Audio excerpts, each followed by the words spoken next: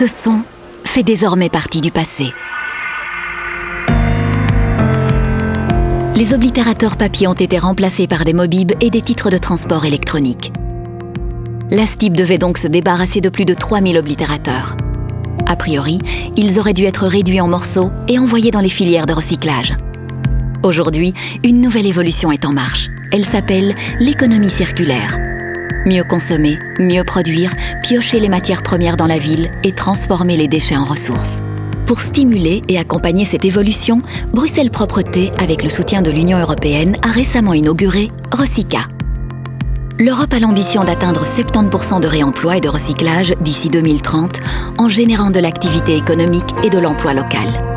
Recyca est une plateforme située au cœur de Bruxelles, entièrement dédiée à l'atteinte de ces objectifs. Si les déchets sont des ressources, alors comment pouvions-nous valoriser ces oblitérateurs ? Cette question, nous nous la posons pour chaque flux de déchets qui peut être transformé en ressources. Ce flux est examiné sous les aspects économiques, logistiques et créatifs.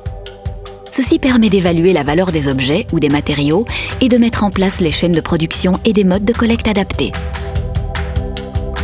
Chaque arrivage est soigneusement identifié pour être ensuite acheminé vers la filière adéquate auprès de notre réseau de partenaires.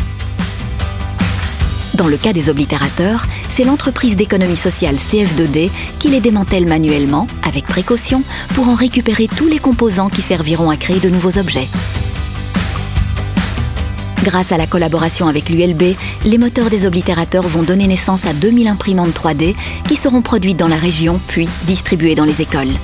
Une solution a été trouvée pour l'ensemble des composants. Mais que faire du boîtier orange ? Nous nous sommes tournés vers le MAD, la plateforme bruxelloise de la mode et du design. Une partie de notre travail est de mettre en place des processus via le design pour revaloriser des matériaux qui ne sont plus utilisés. En collaboration avec le MAD Lab, qui coordonne des projets en innovation sociale et sociétale et en développement durable, un jeune designer a accepté de relever le défi. Comment arriver à donner une nouvelle vie à ces boîtiers que le bruxellois affectionne plus particulièrement parce que c'est comme un vieux jukebox. Le concept qui est venu et qui faisait le plus de sens était donc de conserver l'aspect pour le transformer en boîte à clés. Dans la foulée, Recyca a accueilli l'entreprise de travail adapté, L'Ouvroir, qui a confectionné les sacs Handy Made in Brussels, dessinés par le même designer avec les bâches de la Grand Place. Les oblitérateurs et les anciennes bâches de chantier ne sont que deux exemples parmi les milliers de déchets bruxellois, notamment collectés par Bruxelles Propreté, qui peuvent être transformés en ressources. Sensibiliser les nouvelles générations, informer, partager et collaborer. Recyca est un laboratoire qui foisonne de talents venus de tous les horizons et de toutes les professions. Ce réseau utilise notamment les Fab Labs comme terrain d'expérimentation pour créer de nouveaux objets à partir des matériaux de récupération. Cet espace est régulièrement fréquenté par des étudiants.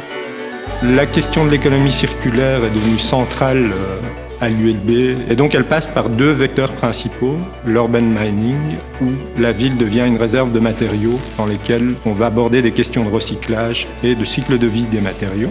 La seconde étant la capacitation sociale à travers la création de réseaux comme les Fab Labs.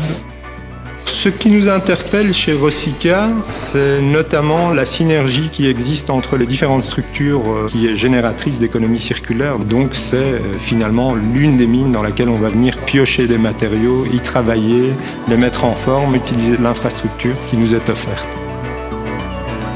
Créer des emplois locaux, promouvoir des activités innovantes sur Bruxelles, stimuler nos créateurs, challenger nos chercheurs et générer de l'activité sont les enjeux du développement social et économique de la région.